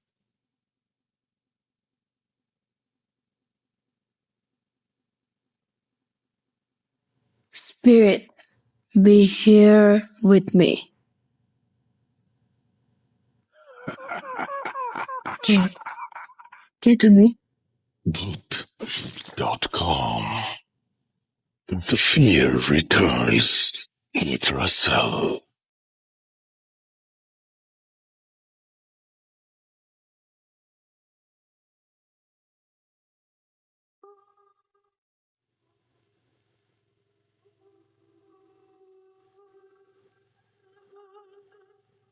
মনে আছে তো একটু আগে যে ঘটনাটি শুনলাম সেটি আমাদের সেই লিসেনার শুনেছেন তার নানার কাছ থেকে, আর এইবার যে ঘটনাটি প্লে করব সেটি আমাদের যিনি পাঠিয়েছেন তিনি শুনেছেন তার দাদির কাছ থেকে। ছেলেবেলায় একটা সময় থাকে যখন নানি দাদিরা এই ধরনের ঘটনা আমাদের শোনাতেন। এখনো কি সেই অভ্যেসটি আছে? আমি যখন শুরু করেছিলাম তখন আমার মধ্যে এই ব্যাপারটা খুব কাজ করেছিল যে আমরা মায়ের কাছ থেকে, নানা নানির কাছ থেকে, দাদা দাদির কাছ থেকে যে ঘটনাগুলো শুনি সেই ঘটনাগুলো যদি আমরা আবার শুনতে পারি নতুন করে তাহলে মন্দ কি। এবং আপনারা ভালোবেসে আমাকে স্থান দিয়েছেন আপনাদের মনে, সেজন্য আপনাদেরকে অনেক অনেক অনেক অনেক ধন্যবাদ। এবং আমি সেইখান থেকেই আমার প্রেরণা পাই সামনে এগিয়ে যাবার। তো আমি যেটা বলছিলাম যে নানি দাদিরা যে ঘটনাগুলো বলেন সেই ঘটনাগুলো নিয়ে আমরা কি কখনো ছোটবেলায় সন্দেহ প্রকাশ করেছি? আমাদের কখনো মনে হয়েছে যে ঘটনাটা ঠিক যিনি বললেন, যা বললেন এটা হয়তো ঠিক না বা উনি মিথ্যা বলছেন, এইরকম কোনো কিছু কি কখনো মনে হয়েছে বা মাথায় এসেছে? আমার মনে হয় না। আমরা কিন্তু পুরোটা সময় উপভোগ করেছি। আমিও তাই বলবো যে এই ঘটনাটিও যখন আপনি শুনবেন তখন উপভোগই করবেন। প্রতিটি ঘটনার কথাই বলছি, শুধুমাত্র এই ঘটনাটি বলছি না, প্রতিটি ঘটনা। এবং ঘটনাটি আরো চমৎকার ভাবে মানে শোনার জন্য যে একটা আয়োজন যদি দরকার হয় সে ধরনের আয়োজনও করে নেবেন। অনেকে আমি শুনেছি যে স্পিকারে শোনেন, অনেকে আমি শুনেছি সবাই মিলে শোনেন। একা শুনলে যদিও ভয়টা আরো বেশি লাগে। যাই হোক, আমি কথা বলবো না, কারণ আমার কথা শুনতে আপনাদের নিশ্চয়ই ভালো লাগছে না, আপনারা শুনতে চান ঘটনা। আমরা চলে যাচ্ছি সরাসরি আমাদের আজকের পরবর্তী ঘটনায়। আউযু বিল্লাহি মিনাশ শাইতানির রাজিম। বিসমিল্লাহির রহমানির রহিম। আসসালামু আলাইকুম রাসেল ভাই। আসসালামু আলাইকুম লিসেনার্স। সবার দোয়াতে ভালো আছি। রাসেল ভাই, আপনি সবসময় ভালোর দলে থাকেন। ভালোর দলে থাকাটাও একটা ভাগ্যের ব্যাপার। সারা জীবন আপনার জন্য দোয়া করি আপনি যেন ভালোর দলেই থাকেন।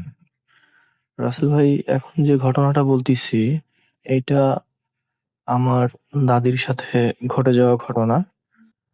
আমার দাদির নাম নূরজাহান বেগম। আর এটা ঘটনাটা খুবই মর্মান্তিক একটা ব্ল্যাক ম্যাজিকের ঘটনা রাসেল ভাই, যেটা আমি আমার বাবার মুখ থেকে শুনে সংগ্রহ করে আপনাকে শেয়ার করছি। খুবই মর্মাহত একটা ঘটনা।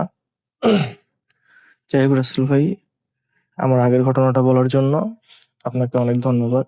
এটা আমার দ্বিতীয় ঘটনা। তো রাসেল ভাই, এটা অনেক আগের ঘটনা। ঘটনাটা ঘটে 1952-53 সালের দিকে।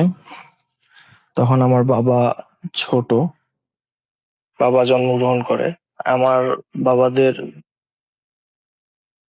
4 ভাই 3 বোন।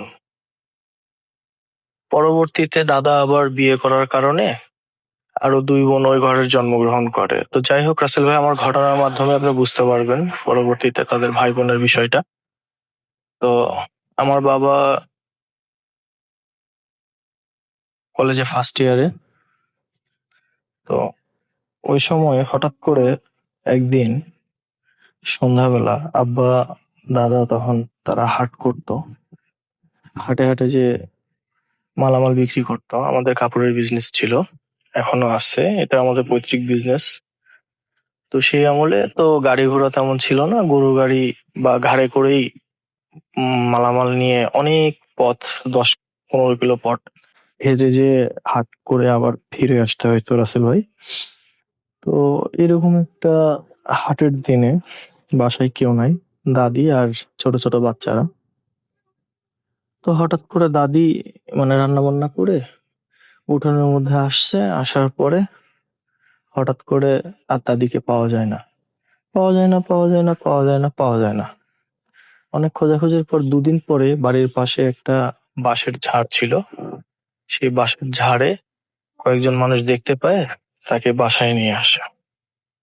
তো বাসায় নিয়ে আসার পর থেকে তার প্যারানর্মাল অ্যাক্টিভিটিস শুরু হয়ে যায়। সে কোনো কথা বলতে পারে না, সে এক প্রকারে গঙ্গাগঙ্গি করে, অনেক ছটফট করে, অনেক কষ্ট হচ্ছে এরকম বোঝা যায়। তো আব্বা তখন দোয়া কালাম পরে দাদিকে ফু দেয়, ফু দেওয়ার পরে আয়তাল কুরসি 100 বার পাঠ করে ফু দেয়। তারপরে একটু ঠান্ডা হইলে আব্বা কোরআন শরীফ বাইর করে দাদির বুকের উপরে নিয়ে পড়ে। যতক্ষণ কোরআন শরীফ পড়ে ততক্ষণ ভালো, কিন্তু রাত যত বেশি হইতে থাকে দাদির অবস্থা আরো খারাপ হইতে, দাদি কিছু বলতে পারে না, শুধু গঙ্গায়। তো আব্বা এই ইনসিডেন্টটা দেখার পরে অনেক কবিরাজের কাছে যায়। প্রায় আমাদের দিনাজপুরের উত্তরবঙ্গে যত ভালো কবিরাজ আছে, যত ভালো আলেম ওলামা আছে, সবাইকে উনি ঠকাইছে। তো একদিন একটা ভালো হুজুরকে আব্বা বাসায় আনে। তো ও হুজুর বাসায় এখনো ঢোকেই নাই রাসেল ভাই। দরজাতে পা দিয়ে যেই 1 পা দিছে, দেওয়ার পরে সঙ্গে সঙ্গে পাটা ঘোরত নিয়ে নিছে। উনি আর ভেতরে যায় না, কয় না এখানে অনেক বড় সমস্যা আছে, এটা আমার দ্বারা হবে না। এনাকে বোবাকালি সাধন করে বান মারছে, যার কারণে আর এটা কোনোভাবেই পসিবল না, এটা সম্ভব না। আরেকটা বিষয় রাসেল ভাই, যখন পূজা হয়, এক কথায় কালী তো হিন্দু সম্প্রদায়ের, তো যখন পূজা হয়, যে কোনো পূজা, যেমন কালী পূজা, দুর্গা পূজা, সরস্বতী পূজা, এই পূজাগুলোর সময় আমার দাদিকে বাসায় রাখা যায় না। উনি এক প্রকারে মনে করেন যে এমন একটা অবস্থা হয়, উনি আন্দাজে নাচতে থাকে, নাচতে নাচতে কাপড় খুলে চলে যায়, বাসায় রাখা যায় না। ওই বের হতে হতে একদম পূজা মণ্ডপে যায় নাচানাচি শুরু করে। আমার আব্বা আবার কাপড় চোপড় নিয়ে যায়, নানিকে পড়ায়, আবার কোনো রকমে ধরে বাসায় নিয়ে আসে, আবার সেই রকম রিচুয়াল করে, দোয়া কালাম পড়ে, বুকের উপরে কোরআন শরীফ বের করে পড়ে। এইভাবে করে কিছুদিন দিন যাচ্ছে। তো এক পর্যায়ে এই ইনসিডেন্ট শুরু হয় রাসেল ভাই, আসলে আমার দাদিকে যে পান মারছে, ইনি খুবই একটা খারাপ মানুষ, আমাদের বাসার পাশেই ওনার বাসা। তো উনি এই কাজগুলো করতেন। আসলে উনি আমার দাদিকে পছন্দ করতেন, আমার দাদি অমায়িক সুন্দর একটা মানুষ ছিল, উনি ওনাকে পছন্দ করতেন, ওনার সঙ্গে বিয়ে হওয়ার কথা ছিল কিন্তু বিয়ে হয়নি, যার কারণে উনি এইভাবে বানটা মারছে। তো একদিন কালী পূজার রাতে দাদা আব্বা সবাই হাটে গেছে। ওই দিন সন্ধ্যা থেকে দাদিকে আর ঠিক থাকতে পারে না, দাদি অনর্গল ভাবে নাচানাচি করতেছে, কাপড় চোপড় পুরোই উলঙ্গ। এই নাচানাচি করার পরে বের হয়ে চলে গেছে, নাই নাই নাই নাই, ওনাকে পাওয়া যায় না। তারপরে আবার আব্বু ওনার চিকিৎসা করতে করতে এক প্রকার উনিও কিছু কিছু রিচুয়াল শিখে গেছিল, যার কারণে সেই রিচুয়াল গুলো করার পরে দাদিকে আবার সেই বাঁশের ঝাড়ে ফিরে পায়। তো ওইখান থেকে নিয়ে আসার পরে উলঙ্গ ছিল, সেখানে কাপড় দিয়ে পেঁচায় টেঁচায় নিয়ে আসার পরে দাদিকে একটু সুস্থ করে, ওই সেই রিচুয়াল গুলা করে, রিচুয়াল গুলা করার পরে দাদি একটু সুস্থ হয়। তখন দাদি বাবাকে বলে যে বাবা তুই আমার ইজ্জত দেখছিস, তুই আমার বাপ, আমি দোয়া করে গেলাম, তুই আজীবন দুধ ভাতে খাবি। আমি মনে হয় বেশি দিন বাঁচবো না বাবা। তুই আমার যে খেদমত করছে আল্লাহ পাক তোকে কখনো ঠেকাবে না, তুই অবশ্যই জান্নাত পাবি বাবা। তো এইরকম কষ্ট ভোগ করতে করতে আমার দাদি এক প্রকারে মারা যায়। তারপরে জানতে পারা যায় যে আসলে এই কাজটা কে করছে বা কেন করছে। তো রাসেল ভাই, আসলে ব্ল্যাক ম্যাজিক এমন একটা খারাপ জিনিস। এখন তো আমাদের বাংলাদেশে বা পৃথিবীতে মানুষকে মারতে অস্ত্রের প্রয়োজন হয় না, টেকনোলজিক্যাল ওয়েপন গুলো দিয়ে মানুষকে মারা হচ্ছে। যেমন ধরেন corona, swine flu, bird flu, এরকম। তো আগের যুগে তো এরকম কিছু ছিল না। আগের যুগে এই জিনিসটাই খুবই প্রচলিত ছিল এবং খুব কাজে দিত, যার কারণে মানুষরা হিংসার বশে, অহংকারের বশে, কোনো কিছু পাওয়ার লোভে এই কাজগুলা করত। আসলে যারা এই ধরনের ব্ল্যাক ম্যাজিকের মধ্যে পড়ে, তারাই এই কষ্টটা কেমন করে সাফার করে শুধু তারাই জানে রাসেল ভাই। তো আমার বাবা আসলে এই ব্যাপারটাতে খুবই মর্মাহত। আমার বাবা এক প্রকারে এই ঘটনাটা বলতে বলতে কেঁদেই বলছিল, আসলে হাজার হলেও মা, মা যদি চোখের সামনে এভাবে তিলে তিলে মারা যায়, কে সহ্য করবে রাসেল ভাই। যাই হোক, ঘটনাটা যদি ভালো লাগে তাহলে লিসেনারদেরকে জানাবেন। আর একটা কথা বলি রাসেল ভাই, যে পক্ষ ব্ল্যাক ম্যাজিক করে আর যে পক্ষ ব্ল্যাক ম্যাজিকের অত্যাচার সহ্য করে, দুইজনেই ক্ষতিগ্রস্ত হয় রাসেল ভাই। যে আমার দাদিকে ব্ল্যাক ম্যাজিক করছিল, যেটাই বোবাকালী সাধন করে যে বানটা মারছিল, সে বেচারা যখন মারা যায়, সে প্রায় অনেক কষ্ট করে মারা গেছে। সে মরার আগে বেডে, মনে করেন যে পায়খানা করে বেড থেকে উঠতে পারে না, অনেক একটা হিজিবিজি অবস্থা, অনেক অবহেলার মাধ্যমে সে মারা গেছে। তার মারা যাওয়ার সময় কবরে তেমন একটা মানুষও হয় নাই, জানাজাতে খুব কম মানুষ জানতো আগে থেকে যে উনি একজন খারাপ মানুষ। আর ওনার, আমাদের বাড়ির পাশে দেওয়ালে বাসা, তো ওনারও কতগুলো রিচুয়ালের ঘটনা আছে, এগুলো আমার নিজের চোখে দেখা। রাসেল ভাই, এগুলো আমি যদি পারি আপনাকে শেয়ার করব। থ্যাংক ইউ রাসেল ভাই, ভালো থাকবেন, দোয়া করবেন। Long live ভূত.com।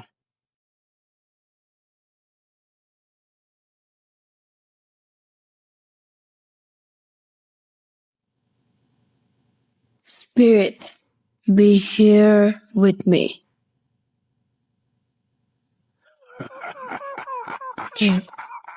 কে তুমি? Boot.com. The fear returns with Russell.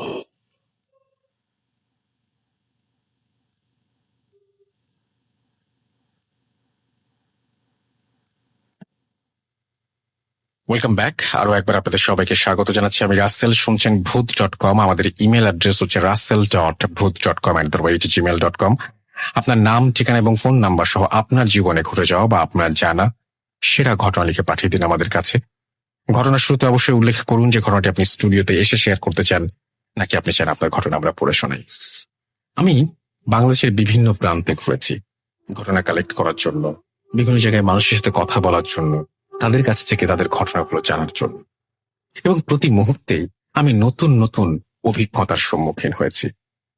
আপনার মনে আছে বা আপনার এরকম কোনো ঘটনা কি আপনার জীবনে ঘটেছে কিনা আপনি দেখেন যে আপনি হয়তো কোনো একটা জায়গায় গিয়েছেন, সেখানে গিয়ে আপনি একজনকে জিজ্ঞেস করলেন যাচ্ছে এইখানে যে এত ভয়ঙ্কর একটা জায়গা, হয়তো তিনি নাইট গার্ড, তাকে বলে যে এই বিল্ডিংটা তো অনেক ঝামেলা আছে, আপনি এখানে গার্ড দেন, আপনার ভয় করে না? বা আপনি কোনো হসপিটালে গেছেন, যিনি লাশ কাটা ঘরে কাজ করেন বা সেই লাশ কাটা ঘরই পাহারা দেন, তাকে হয়তো আপনি জিজ্ঞেস করলেন যে আচ্ছা আপনি যেখানে হাঁটাহাঁটি করেন রাতের বেলা, আপনার ভয় করে না? উত্তরটা খুব সহজ এবং সবার জানা, না, এক সময় করতো, এখন আর করে না। প্রতিনিয়ত যখন ঘটনা ঘটে মানুষের জীবনে, তখন সেগুলো তো অভ্যেস হয়ে যায় না? তো মানে আমি এরকম একজন লিসেনার পেয়েছি যার এই ব্যাপারগুলো এখানে অভ্যেস হয়ে গেছে, এখন আর ভয় পান না। আমার তো মাঝে মাঝে মনে হয় যাকে বলেন যে আগে ভয় লাগতো এখন ভয় লাগে না, এটা সেই ধরনের কোনো কারণ হতে পারে। যাই হোক, আমি এই ঘটনাটি প্লে করতে চাই আপনাদের জন্য। এক সময় ভয় পেতেন, এখন ভয় পান না। কিন্তু ঘটনাগুলো চলমান। তার ঘটনা শুনে, চলমান ঘটনা শুনে আপনার কি ভয় লাগে? শুনে দেখুন। হ্যালো, আসসালামু আলাইকুম রাসেল ভাই। আশা করি আপনি আল্লাহর অশেষ রহমতে ভালো আছেন এবং সুস্থ আছেন। তো প্রথমে আপনাকে বা আপনার প্রতি অসংখ্য কৃতজ্ঞতা প্রকাশ করছি, কারণ আপনি এই প্রোগ্রামটা বিগত 10 বছর ধরে সচল রেখেছেন এবং এই মহামারীর মধ্যেও প্রতিটি শুক্রবারে আমাদের ভয়ের জগতে নিয়ে যাচ্ছেন। এই জন্য আপনার প্রতি অসংখ্য ভালোবাসা আমাদের। তো অনেকদিন ধরে ভাবছি ঘটনা পাঠাবো, তো পাঠানো আর হয়নি খুব ব্যস্ততার কারণে। তো আমি এই প্রোগ্রামটা 2016 সাল থেকে শুনি, আমি তখন ক্লাস 7-এ পড়ি। তো প্রথমে আমার পরিচয়টা দিই। আমার নাম মোহাম্মদ মিনহাস। আমার বাড়ি হচ্ছে বরিশাল জেলার মুলাদী উপজেলায়। আমি এবার এসএসসি এক্সাম দিয়েছি। তো আজকে যে ঘটনাটা আপনাদের সাথে শেয়ার করব, সেটা আমার নিজে এক্সপিরিয়েন্স করা, আমার ফার্স্ট এক্সপিরিয়েন্স করা ঘটনা, নিজের অভিজ্ঞতা। তো আপনাদের কাছে কেমন লাগবে আমি সেটা জানি না, আমার কাছে প্রচন্ড ভয় লেগেছে। যখন নিজের সাথে কোনো ঘটনা ঘটে তখন সেই বুঝতে পারে যার সাথে ঘটে। তো রাসেল ভাইয়ের মতো একটা কথা বলবো যে বিশ্বাস করা বা না করা আপনাদের ব্যাপার। যেহেতু voot.com কে ভালোবাসি, রাসেল ভাইকে ভালোবাসি, সেই ভালোবাসা থেকেই ঘটনা পাঠিয়েছি। এবং এই ঘটনাটা যদি সিলেক্ট হয় তাহলে নেক্সট এপিসোডে অথবা অন্য কোনো সময়ে অবশ্যই ঘটনা পাঠাবো। আমার কাছে প্রচুর ঘটনা আছে, আমার ফ্রেন্ডদের, আমার এলাকার, আমার পরিবারের। আমি অনেক ঘটনা কালেক্ট করেছি। যেহেতু voot.com কে অনেক ভালোবাসি, এই প্রোগ্রামটা আমি যখন থেকে শুনি তখন থেকে লাইভ শোনার ট্রাই করি। 2-1 এপিসোড মিস গেলে আমি সেগুলো ডাউনলোড করে শুনতাম। তো মাঝখান দিয়ে যখন শুনলাম FM বন্ধ হয়ে গেছে, অনেক কষ্ট পেয়েছিলাম রাসেল ভাই, বিশ্বাস করেন। সো আপনি আবার ব্যাক করেছেন, অনেক খুশি হয়েছি। তো সরাসরি আমি আমার ঘটনায় চলে যাই। আমি যে ঘটনা আপনাদের সাথে আজকে শেয়ার করব, এই ঘটনাটা বেসিক্যালি 2017 সালে আমার সাথে ঘটেছে। আমি তখন ক্লাস 8-এ পড়ি। কত তারিখের ঘটনা আমার এক্সাক্ট মনে নাই, তবে মার্চ মাসের ঘটনা, এটা আমার মনে আছে। তো আমরা জানি ওই টাইমে কিন্তু অনেক গরম পড়ে। তো এমনই একদিন বা ঘটনার দিন, আমি 4টা বাজে যখন স্কুল ছুটি দেয় আমি বাড়ি আসি। বাড়ি এসে গোসল করে খাওয়া দাওয়া শেষ করে একটু রেস্ট করি। তো তখন আমরা যেটা করতাম সেটা হলো যে, তো আমরা যখন যেহেতু জিএসসি এক্সাম দিব, তো একটু পড়াশোনার প্রেশার বা চাপ বেশি থাকে। তো আমাদের স্কুলে ম্যাথের টিচার একজন ছিল। তো যেহেতু 9-10 ব্যাচলর পড়ানো লাগতো, তো আমরা স্পেশাল ভাবে, আমরা ছেলেরা 5 জন, 1 থেকে 5 রোল পর্যন্ত আমরা স্যারের কাছে সন্ধ্যা থেকে মাগরিব থেকে সার পর্যন্ত প্রাইভেট পড়তাম। তো ঘটনার দিন পড়তে যাই, তো আমরা পড়তাছি হঠাৎ মানে অন্ধকার হয়ে যায় এবং মেঘ ডাকছে, বিদ্যুৎ চমকাচ্ছে, বোঝাই যাচ্ছিল যে বৃষ্টি হবে। তো স্যারও ব্যাপারটা বুঝলো এবং স্যার আমাদের বললো তোমরা তাড়াতাড়ি বাড়ি চলে যাও, বৃষ্টি নামবে মনে হয়। তো স্যার ছুটি দিয়ে দিল এবং আমরা বাড়ির উদ্দেশ্যে রওনা দিব। তো আমি একটু বর্ণনা দিই। আমার স্কুল থেকে বাড়ির দূরত্ব প্রায় 10 থেকে 15 মিনিট এবং আমার স্কুল থেকে বের হলেই বাজার, মানে বাজার এবং স্কুল একসাথে অ্যাটাচ করা। তো আমি যখন স্কুল থেকে বাড়ি আসব, তখন আসার পথে আমার হাতের বাম পাশে হচ্ছে খাল এবং হাতের ডান পাশে 3-4 মিনিট হাঁটলে বাড়ি, এরপর শুধু জঙ্গল। তো আমি হাঁটতেছি।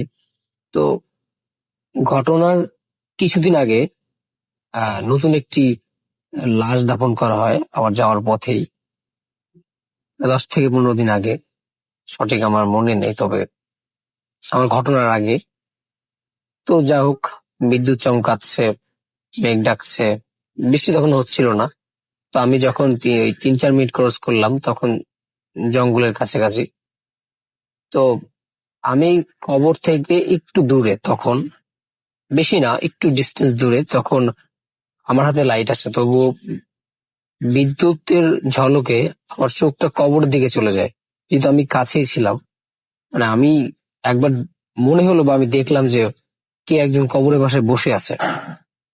মানে আমি প্রচন্ড ভয় পেয়ে গেলাম। আমি তাড়াতাড়ি কবরটা ক্রস করলাম।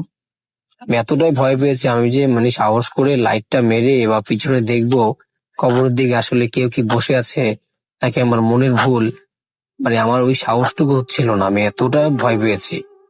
আমার কোনো মতে ভুল হওয়ার কথা না, কারণ যেহেতু আমি ওই টাইমে সন্ধ্যাবেলা, তারপর আমি তো সুস্থ মস্তিষ্কে হাঁটছিলাম, তো বিদ্যুতের ঝলকানিতে কেউ একজন বসেছিল এটা আমি শিওর দেখেছিলাম। তো তারপরও মনের ভুল হতে পারে, তো মনের ভুল ভেবে উড়িয়ে দিলাম। মানে তারপর আমার সাহস হয়নি আমি যে পিছিয়ে দেখবো। যাই হোক, আমি বাড়ি চলে গেলাম এবং খাওয়া দাওয়া করলাম এবং যাই হোক, যথারীতি আমি ঘুমাতে গেলাম। ওই দিন বেশি পড়ি নাই, মানে আমার মাথা ধরছিল, প্রচন্ড ব্যথা করছিল, এই জন্য সো কিছুতে আমার ঘুম আসছিল না। মানে কোনো রিজন না, আমার ঘুম আসছিল না। মানে আমি এপিট ওপিট করছি খাটের, আমি একলা ঘুমাতাম। তো অনেক রাত হয়ে গেল, 10-12টা বেজে গেল। তো হঠাৎ আমি খেয়াল করলাম, যেহেতু আমরা গ্রামে বাস করি, তো আমাদের উঠান ছিল। উঠানে আমার রুমের সাথে বাইরে যে আমাদের উঠান, ওখানে আমাদের পেয়ারা গাছ ছিল। তো আমি টের পেলাম বা আমি খেয়াল করলাম পেয়ারা গাছকে যেন ঝাঁকুনি দিচ্ছে, প্রচুর পেয়ারা গাছটা লড়ছে এবং প্রচুর বাতাস হচ্ছে এবং শব্দ। এবং আমার ঘরের পাশে হচ্ছে আমার জানালার পাশে হচ্ছে একটা ছোট ফাঁকা বলা আমার হাঁটার জন্য একটা স্থান। ওখান দিয়ে মনে হচ্ছে কি যেন দৌড় দিয়ে যাচ্ছে, আসতেছে, মানে একটা শব্দ। যেহেতু রাত, আপনি যদি আস্তে হটেন আমি টের পাবো, আর যেহেতু আমার জানলার পাশেই করিডোরটা, সো মনে হচ্ছিল কে যেন দৌড় দিয়ে যাচ্ছে এবং পেয়ারা গাছটা লুটছে। যাই হোক, এবং কিছুক্ষণ পর আমার রাত মোর কয়টা মনে হয় জানি না, তো মনে হচ্ছে জানালার পাশে ফিস ফিস করে কেউ জানি কথা বলতেছে। তো মানে কথাগুলো ক্লিয়ার আসতেছিল না আমার কানে, কিন্তু মনে হচ্ছিল কারা যেন ফিস ফিস করে কথা বলতেছে এবং ওই পেয়ারা গাছটা লড়তাছে। তো যাই হোক, ওই রাতটা মতে কভার করলাম আমি সূরা কিরাত যা পারতাম। মানে কেন জানি মনে হচ্ছিল আমি সূরা কিরাত গুলো ভুলে যাচ্ছি। হ্যাঁ, তো যাই হোক, আমি কোনো মতে পড়লাম এবং ওই রাতটা আলহামদুলিল্লাহ আমার কেটে গেল।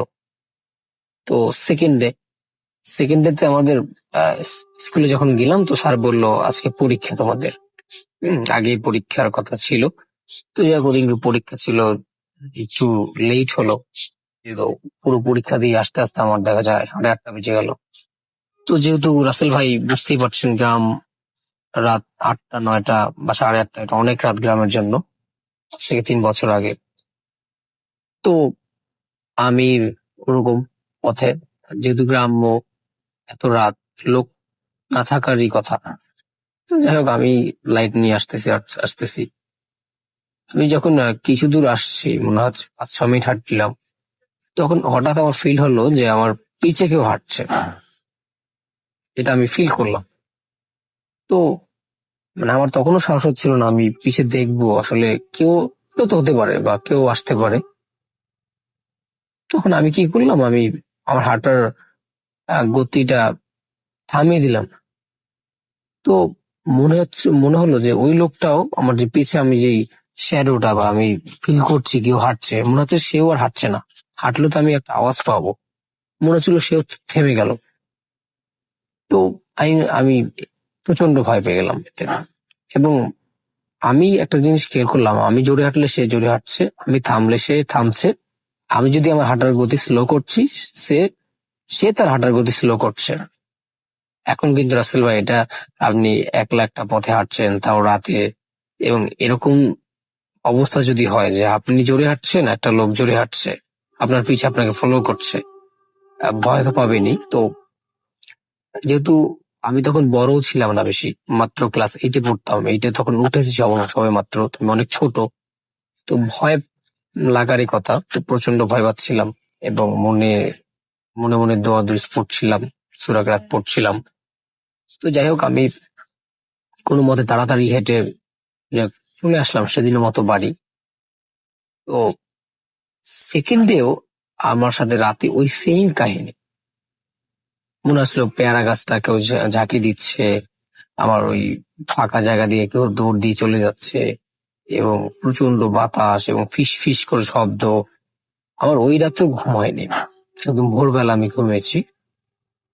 তো তৃতীয় দিন আমি আর পড়তে যাইনি, বা মেবি বন্ধ ছিল, মানে আমার সঠিক এক্সাক্ট মনে নাই, পড়তে যাই নাই, আমার এটুকু মনে আছে। তো ওই দিন আমার সাথে যে ঘটনাটা ঘটলো, তো আমি পড়া শেষ করে রাত্র 11:30টার সময় আমি ঘুমাতে যাই। তো অ্যাজ ইউজুয়াল আমি শুয়ে আছি। তো শুয়ে থাকার এক পর্যায়ে রাত মনে হয় আমার তখনও ঘুম আসছিল না। তো একটা মেবি হবে সেকেন্ডের মতো সেম কাহিনী। মনে হচ্ছে কেউ ফিস ফিস করে কথা বলছে, কেউ দৌড় দিয়ে চলে যাচ্ছে, কেউ পেয়ারা গাছটা ঝাঁকি দিচ্ছে, এরকম বিভিন্ন মানে আমি সিম্পটম পাচ্ছি ফার্স্ট ডে এবং সেকেন্ডের মতো। তো থার্ড ডেতে তো জিনিসটা মনে হচ্ছে আরো বাড়ছে, ফিস ফিস কথাগুলো কেমন ক্লিয়ার আসছে, মানে কথাগুলো আমি বুঝতেছি না, তবে মনে হচ্ছে অনেক মানুষ কথা বলছে। তো আমি এই যে 2 দিন আমার সাথে যে ঘটনা ঘটলো, এটা আমি কিন্তু আমার কোনো ফ্রেন্ড, আমার বাড়ির কাজিন, মা বাবা, বা আমি কাউকে বলি নাই এলাকার। তো যখন রাত 1টা বেজে গেল বা আরো বেশি হবে, তো একটুবার আমি ফিল করলাম আমি আমি নড়তে পারছি না। মনে হচ্ছে আমি অবশ হয়ে গেছে, আমার পা নাড়াতে পারছিলাম না, আমার হাত নাড়াতে পারছিলাম না, আমি যে কাউকে ডাকবো ওই শক্তিটা আমি পাচ্ছিলাম না। আমি ঠিকই মানে চিৎকার করে ডাকতেছি মা মা, কিন্তু মনে হচ্ছিল আমার কণ্ঠস্বর কেউ শুনতে পাচ্ছে না, বা আমি ঠিকই ডাকতেছি তাদের, কিন্তু আমার সাউন্ডটা তারা পাচ্ছে না। মনে হচ্ছে আমি বোবা হয়ে গেছি, যেটাকে আমরা বোবা ধারা বলে। তো আমি অনেক ট্রাই করতেছি কাত হয়ে এদিকে ওদিকে, কিন্তু আমি মনে হচ্ছে কেউ আমাকে প্রচন্ড চেপে ধরেছে, এবং আমি সেম কাহিনী করছি, কাউকে ডাকার চেষ্টা করছি, আমি চিৎকার করে ডাকতেছি, কিন্তু কেউ আমার সাউন্ড শুনছে না রাসেল ভাই। তো যাই হোক, এক পর্যায়ে অনেকক্ষণ পর আমি ফিল করলাম যে আমি নর্মাল হয়ে গেছি, আমি হাত নাড়াতে পারছি। তো ওদিন আমি ঘুমিয়ে যাই এবং ঘুম চলে আসে, আমি মনে হয় মেবি সেন্সলেস হয়ে গেছে, আমার খেয়াল নাই। তো আমার সকালে ঘুম ভাঙে এবং আমি ভাবলাম এখন ঘটনাটা শেয়ার করা দরকার। আমি আমার মসজিদের হুজুরের সাথে ঘটনাটা, জোহরের সময় আমি ওদিন স্কুলে যাইনি, আর আমার সাথে ঘটনা ঘটার পর আমি একটু অসুস্থ হয়ে পড়ি, আমার গায়ে জ্বর এসে পড়ে ঘটনার পর। তো আমি জোহরে নামাজের পর আমি আমার মসজিদের হুজুরের কাছে বললাম। তো তিনি আমাকে যেটা বললো যে আমার ওপর কোনো একটা জিনের প্রভাব পড়েছে, তো সেই জিনটা চাচ্ছে আমার কোনো ক্ষতি করতে, বা পেরে উঠতে পারতেছে না, এরকম একটা কিছু বললো। তো তিনি আমার অনেকক্ষণ ঝাড়ফুঁক করলো এবং আমাকে একটা তাবিজ দিল এবং পড়া পানি দিল, এবং বললো তাবিজটা আমার হাতে যেন বাঁধা থাকে, এবং আমাকে বললো যে প্রতিদিন ঘুমানোর আগে আমি যেন 3 কুল পরে ঘুমাই, এবং 3 কুল পরে আমার সারা শরীরে ফু দিতে, এবং আমাকে যেটা করতে বলেছে, এবং এই আরো অনেক সিম্পটম বলেছে, অনেক দোয়া বলেছে আমাকে, যে দোয়াগুলো পড়বা। এবং ইনশাল্লাহ রাসেল ভাই, আমি যখন আমার ওই মসজিদের ইমামের যে রীতিগুলো আমাকে বলেছে, আমি যখন ওগুলো ফলো করলাম, পানিগুলো এবং সূরা কেরাত, দোয়া বা তাবিজটা নিলাম, আমার সাথে ওই কাহিনীগুলো আর হচ্ছিল না। কিন্তু কিছু কিছু কাহিনী, যেরকম মনে হচ্ছে কেউ ফিস ফিস করে কথা বলছে বা কেউ দৌড় দিয়ে চলে যাচ্ছে, সেগুলো এখনো ঘটে। যেহেতু এটা রাসেল ভাই 3 বছর আগের ঘটনা, এগুলো এখন অভ্যাসে পরিণত হয়ে গেছে। এখন মনে হচ্ছে এটা প্রতিনিয়ত হবেই। তো এটা দৈনন্দিন একটা রুটিনে আমার হয়ে গেছে এটা। তো ওটা এখন আর ভয় লাগে না, যেহেতু এটা অভ্যাসে পরিণত হয়ে গেছে। তো আমার কাছে ঘটনাটা প্রচন্ড আমার কাছে অনেক ভয় লেগেছে, আমি প্রথমে যেটা বলেছি আপনাদের কাছে কেমন লাগে আমি জানি না, তবে যেহেতু আমার নিজের সাথে এটা ঘটেছে, আমার কাছে অনেক মানে কি বলবো, অনেক ভয় পেয়েছি আমি। তো বাকিটা আপনাদের ব্যাপার, আপনাদের কাছে ভালো লাগতে পারে, কারো কাছে নাও লাগতে পারে, সেটা কমপ্লিটলি আপনাদের ব্যাপার। তো আবারও বলছি, যদি ঘটনাটা সিলেক্ট হয় তাহলে আমি নেক্সট এপিসোডে বা অন্য কোন এপিসোডে আমি আবার ঘটনা পাঠাবো। আমার কাছে অনেক ঘটনা আছে। তো রাসেল ভাইয়ের প্রতি আবারও অসংখ্য ভালোবাসা প্রকাশ করছি। এরকম সুন্দর একটি প্রোগ্রাম তিনি এত বছর ধরে চালু রেখেছেন, এবং ভূত এফএম বা ভূত.com এটা দীর্ঘজীবী হোক।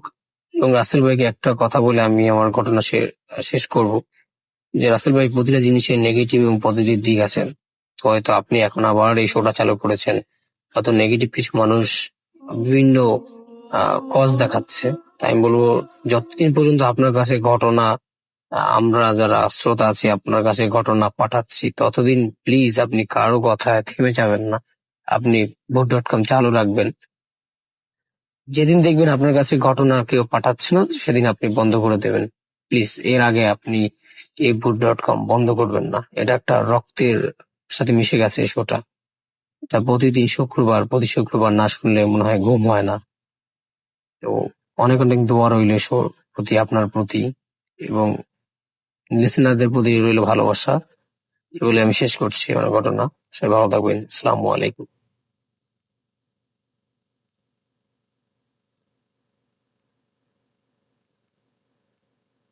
Spirit, be here with me.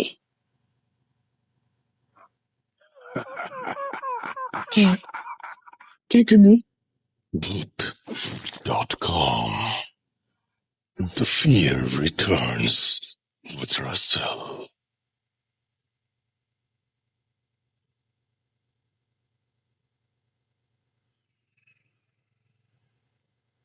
Welcome back. আরো একবার আপনাদের সবাইকে স্বাগত জানাচ্ছি। আমি রাসেল। আশা করছি সবাই ভালো আছেন এবং ভালোর দলে আছেন। আমিও ভালো আছি এবং ভালোর দলে আছি, এবং প্রতিটা মুহূর্তে আপনাদের জন্য নিজেকে তৈরি করি, এখনো সেটাই করছি, এবং চাই যে আপনারা সব সময় আমাদের সাথে থাকেন। তো আমি বলছিলাম যে জমিদার বাড়ির ঘটনা শোনাবো আপনাদেরকে।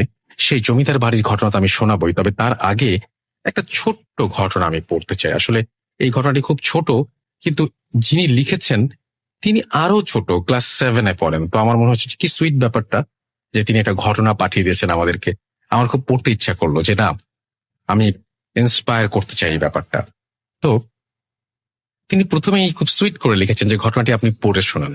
আসসালামু আলাইকুম রাসেল ভাই, কেমন আছেন? আশা করি ভালো আছেন এবং ভালোর দলে আছেন। আজকে ভূত.com-এ আমার ফার্স্ট ঘটনা যেটা আমি শেয়ার করতে যাচ্ছি।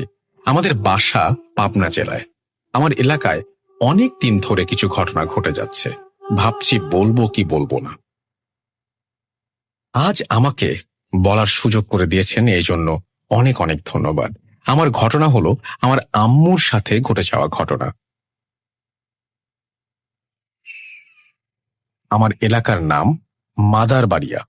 এই এলাকায় অনেক অনেক ঘটনা প্রায়ই ঘটে এবং ঘটে যাচ্ছে। কারো না কারো সাথে এই ঘটনাগুলো ঘটতেই থাকে। আমার রিলেটিভসদের সাথেও অনেক ঘটনা ঘটেছে, সেগুলো আমি পরে বলবো ইনশাল্লাহ। তো আমি মেইন পয়েন্টে চলে আসি। আমার আম্মুর সাথে যে ঘটনাটা ঘটেছে সেটা ঘটেছে 2019 সালে মাঝামাঝি সময়ের দিকে।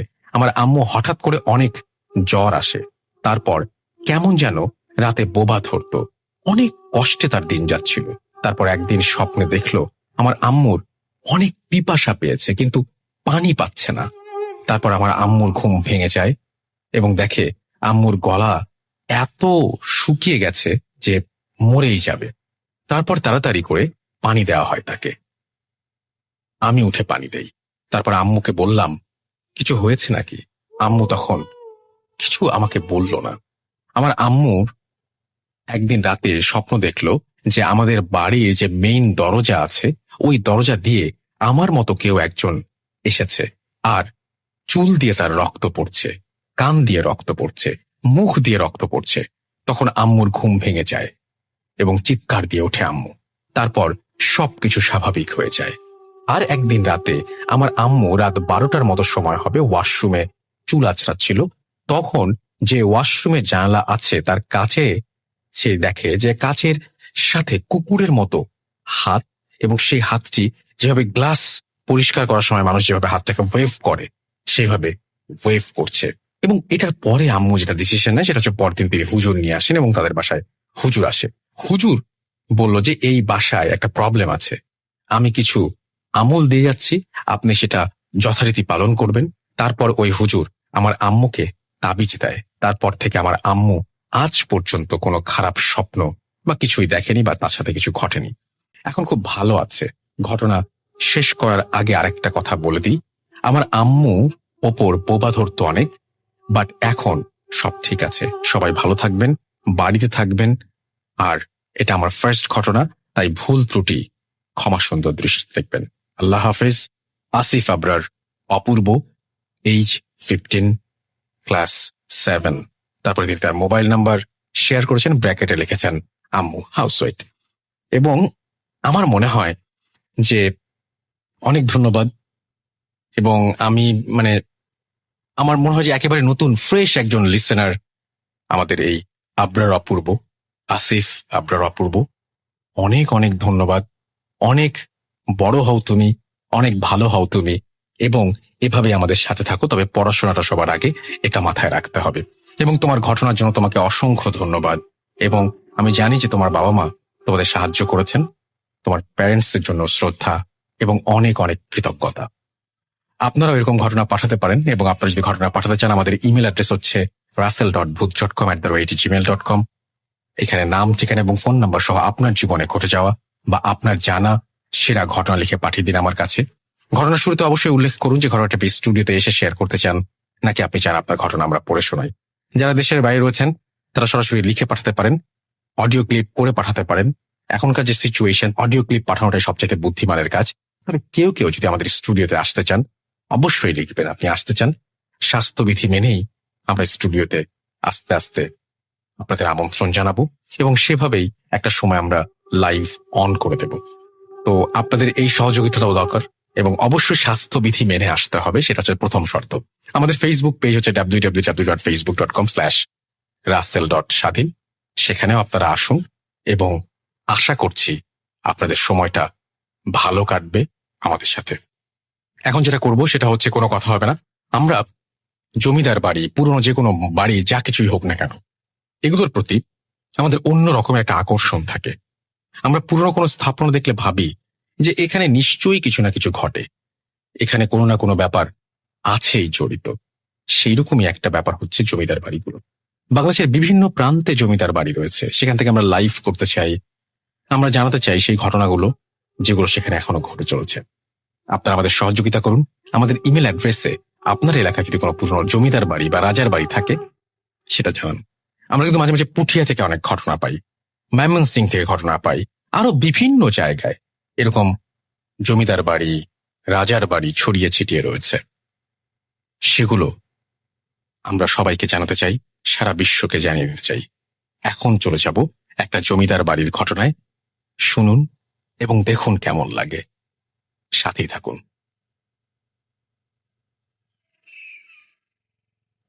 হ্যালো, আসসালামু আলাইকুম। রাসেল ভাই, আশা করি ভালো আছেন। আমার নাম আতাউল্লাহ, কাতারের থেকে বলছি। আমি কাতারে আছি। যতক্ষণ থেকে আপনি শুরু করেছেন প্রথম থেকে আপনার সাথে আছি, আশা করি ইনশাল্লাহ সামনেও থাকবো। আমার যে এখন ঘটনাটা শেয়ার করবো, আমার এক রুমমেট, আমরা একসাথে চাকরি করি। তার বাড়ি ইন্ডিয়া, কেরালাতে। ইন্ডিয়া কেরালা একটি গ্রামকে নিয়ে ঘটনাটা, তাই আমি তার মতন করে শেয়ার করতে চাই।